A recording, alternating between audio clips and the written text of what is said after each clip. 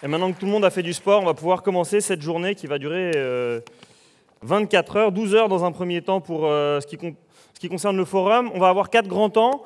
Ils ont osé, ils osent. Ailleurs aussi, ils osent. Elsewhere, Zeder. Et il faudrait oser. Donc vous verrez que toutes ces questions de grammaire ont leur importance. D'abord, ils ont osé. Donc effectivement, ça va être une séquence sur certain nombre de personnes, de transformateurs qui ont changé nos vies, notre rapport à la culture, nos habitudes qui nous ont bousculés. Et pour ouvrir et clôturer cette séquence, j'appelle Norbert Alter, notre grand sachant, sociologue, prof à Dauphine. No place to go. No place to go. Darling. J'espère qu'il est branché. Cher Norbert, vous êtes l'auteur de 2 ouvrages qu'on peut trouver là-haut, et après j'arrête la pub. L'innovation ordinaire. Et en fait, on verra que l'ordinaire, qui est un terme, on en parlait avant, relativement péjoratif en France, c'est-à-dire quand on dit améliorer l'ordinaire, on imagine quelque chose d'un peu rabougri. En réalité, vous nous montrez que c'est dans l'ordinaire qu'on trouve des marges énormes. Et par ailleurs, La force de la différence, qui est le livre pour lequel on a eu envie de vous faire venir, qui est un livre, en fait, vous êtes parti de conversations, et vous avez demandé à tout le monde, présentez-moi des patrons atypiques. Et vous vous êtes rendu compte que c'était très compliqué, parce que les patrons français étaient assez archétypaux, souvent les mêmes, souvent des hommes. Aude, désolé, parce que vous avez lancé le Women's Forum il y a 10 ans, mais ça reste encore très souvent des hommes ayant les mêmes profils, les mêmes études, le même milieu social, etc. Et donc, vous avez demandé, trouvez-moi des patrons atypiques. Ça a pris du temps. Vous en avez trouvé plus de 60 qui ont accepté de se confier sous couvert de l'anonymat, etc. Vous en avez fait cette enquête, vous en avez fait un livre, et vous allez nous expliquer ce qu'il y a de différent chez eux et ce que ça produit en termes de management, par exemple. C'est ça. Merci. Merci de m'accueillir parmi vous. J'ai donc fait cette recherche en décidant de prendre un petit peu le contre-pied d'observations tout à fait fondées, tout à fait générales. C'est que lorsqu'on est différent, quelle que soit la nature de la différence, eh bien, on est exclu, mal aimé, discriminé, stigmatisé. Ceci est parfaitement vrai. Et ceci empêche les personnes différentes d'accéder à des postes de responsabilité, bien plus que les personnes qu'on considère comme normales. J'ai fait une hypothèse inverse. Je me suis dit, il y a quand même un certain nombre de personnes différentes qui réussissent à inverser leur destin, c'est-à-dire des personnes issues des minorités ethniques visibles, des personnes homosexuelles, des personnes handicapées, des femmes au-dessus du plafond de verre, des autodidactes. Toutes ces personnes-là sont devenues dirigeantes ou dirigeants, patronnes ou patrons.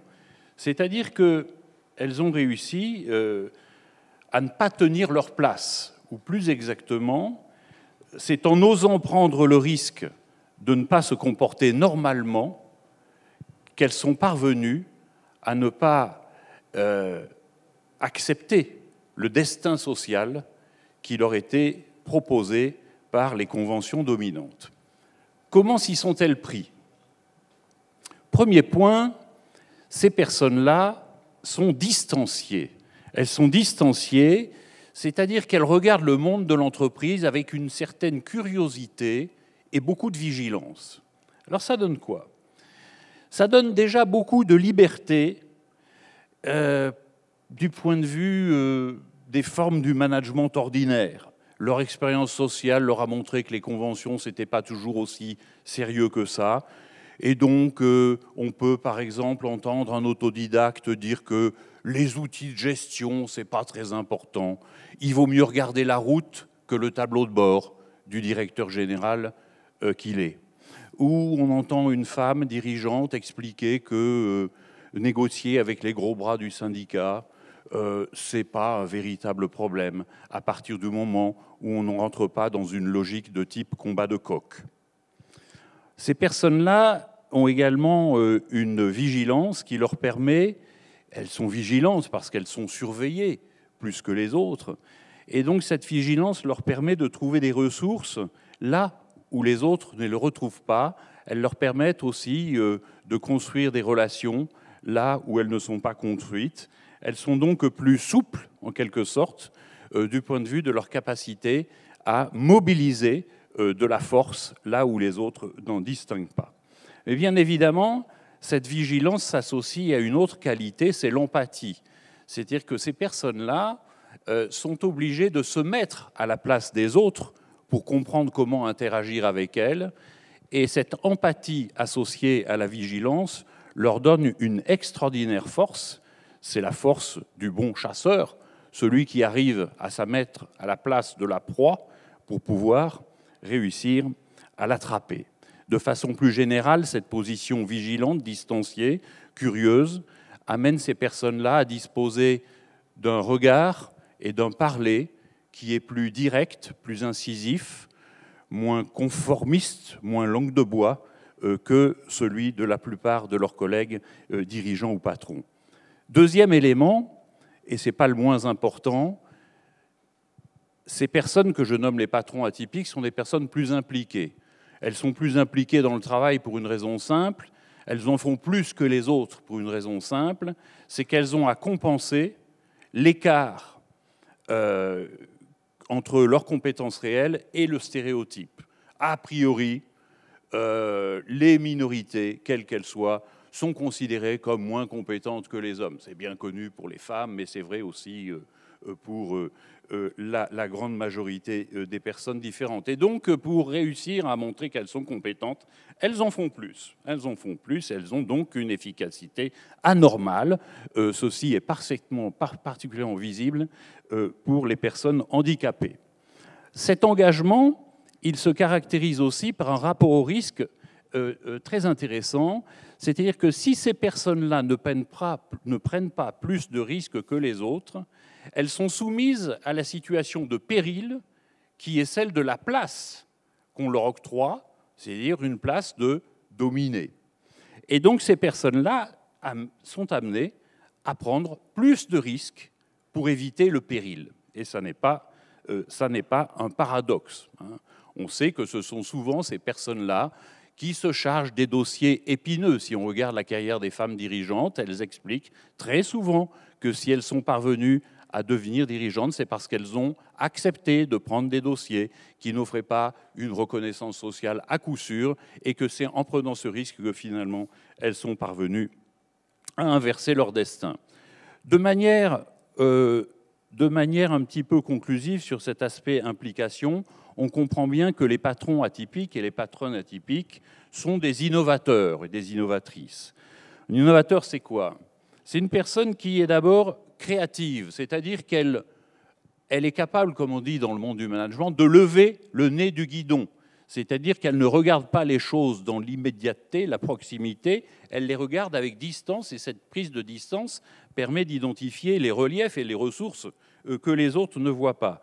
Deuxièmement, les innovateurs sont des personnes qui savent résister au jugement de la majorité, et bien évidemment, j'en ai donné quelques exemples. Troisièmement, ce sont des personnes qui ont toutes un certain déficit de socialisation. Les innovateurs sont toujours des gens, de ce point de vue-là, un petit peu anormaux, un petit peu asociaux, au moins passagèrement. Et puis ce qu'on dit très souvent, c'est que les innovateurs ont également du réseau. Alors, c'est mon troisième point. Quel est le réseau? Quelle est la place du lien social dans la construction de ces trajectoires inattendues et audacieuses? Ce qu'il faut bien comprendre, c'est le premier point, c'est que sans réseau, sans liens sociaux, sans capacité à construire beaucoup de relations avec des personnes qui les soutiennent, eh bien, ils et elles ne parviendraient pas à inverser leur destin social. C'est-à-dire qu'en réalité, ce dont je parle, ce ne sont pas de personnes qui ont une psychologie, une identité personnelle hors norme, ce sont des personnes qui ont une capacité à tisser des relations hors normes, lesquelles étayent une identité particulièrement forte ou congruente, pour parler comme les psychologues. Alors, cette force des liens, pour la petite histoire, il faut bien comprendre qu'elle provient à l'origine de trois faits. Toutes ces personnes-là ont reçu, au cours de leur histoire, un extraordinaire cadeau qui leur a été proposé par des fées. Des fées, ce sont en l'occurrence les parents, l'être aimé ou un représentant de l'institution, souvent un professeur du du collège ou du lycée.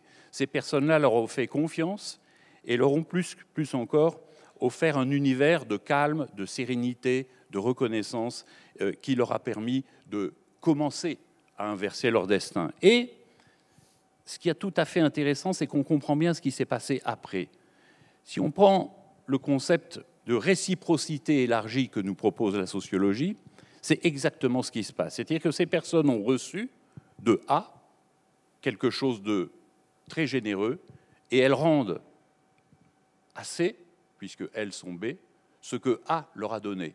C'est-à-dire qu'elles rendent aux autres des manifestations de générosité parce qu'on leur a donné, sur une autre scène, des choses dont elles avaient besoin. Alors ces manifestations de générosité, elles se traduisent principalement par une fibre sociale de la part de ces patrons atypiques, c'est-à-dire qu'ils aiment créer du lien dans les organisations qui sont les leurs, et ils aiment également être à l'écoute des autres. Bien évidemment, créer du lien, ça peut représenter aussi un intérêt, puisque les personnes dont je parle sont des entrepreneurs, des dirigeants. Ça permet de créer du réseau et des réseaux d'influence pour faire des affaires. Ça permet de commercer, d'être avec les autres, commercer au sens le plus noble du terme. Et ça permet également de négocier, de demander, voire de manipuler avec beaucoup plus de subtilité que si on ne dispose pas de cette capacité à faire du lien. Quatrième point, ce qu'il faut bien comprendre du point de vue de l'identité de ces personnes, c'est qu'elles s'entreprennent en même temps qu'elles entreprennent. C'est-à-dire qu'il n'y a pas de dissociation entre les deux dimensions, puisque c'est l'association de ces deux dimensions qui leur permet d'accéder à elles-mêmes et de faire de leur différence une force, mais également une fierté. Alors, deux éléments sur cet aspect-là. Toutes ces personnes ont un goût tout à fait caractéristique pour l'analyse et l'introspection. Parce que ce qu'elles comprennent et ce qu'elles essaient de comprendre dans leur trajectoire, c'est ce qui fait sens pour elles. Elles n'entreprennent pas seulement pour obtenir de l'argent, mais aussi et surtout pour être en accord avec elles-mêmes. Et donc, elles sont dans une culture de l'aventure, c'est-à-dire qu'elles provoquent constamment le destin. Même si à un moment donné, elles deviennent riches, elles continuent à prendre des risques et à provoquer le destin, puisque c'est ce type d'engagement qui leur permet d'accéder le plus possible à elles-mêmes.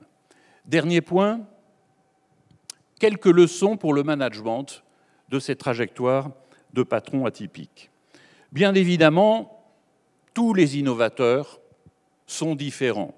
Ils n'ont pas tous les différences que j'ai évoquées là, mais ils ont tous, dans leur histoire, dans leur biographie, dans leur trajectoire sociale et professionnelle, vécu des choses qui les ont mis un petit peu à distance de la norme et qui les ont amenés à regarder les affaires des conventions avec quelques critiques. L'idée, c'est que l'innovation suppose d'être extérieure par rapport aux normes et que, bien évidemment, pour être extérieure par rapport aux normes, pour les transgresser, puisque l'innovation suppose de transgresser les normes, il faut à coup sûr être différent de ceux qui ne font que défendre les normes.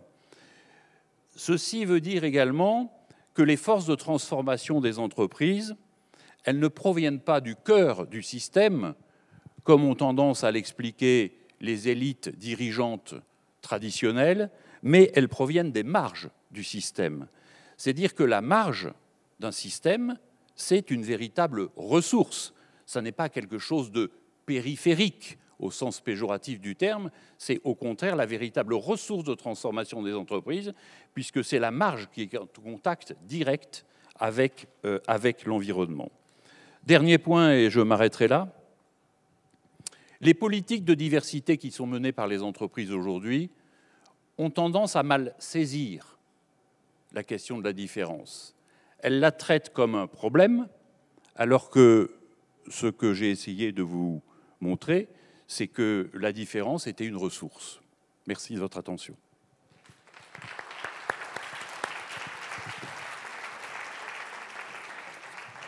Merci beaucoup Norbert Alter. Vous reviendrez tout à l'heure nous dire si effectivement les patrons qui vont se succéder à présent sont effectivement des innovateurs et s'ils sont vraiment atypiques. On va voir si eux-mêmes se sont reconnus dans votre discussion. J'ai cru comprendre qu'il fallait être un conducteur puisqu'il faut regarder le tableau de bord et lever le nez du guidon, ça j'ai bien compris, et qu'il fallait agir en bon chasseur. Vous avez à peu près 1h30 pour nous refaire le sketch du bon chasseur et du mauvais chasseur. Et j'ai cru comprendre, si je vous ai bien suivi, que la vérité est dans les marges et pas seulement brute, et qu'il fallait s'extraire des normes. Et François Hollande nous a appris la semaine dernière qu'il y en avait 400 000 et qu'il allait faire un grand choc de simplification.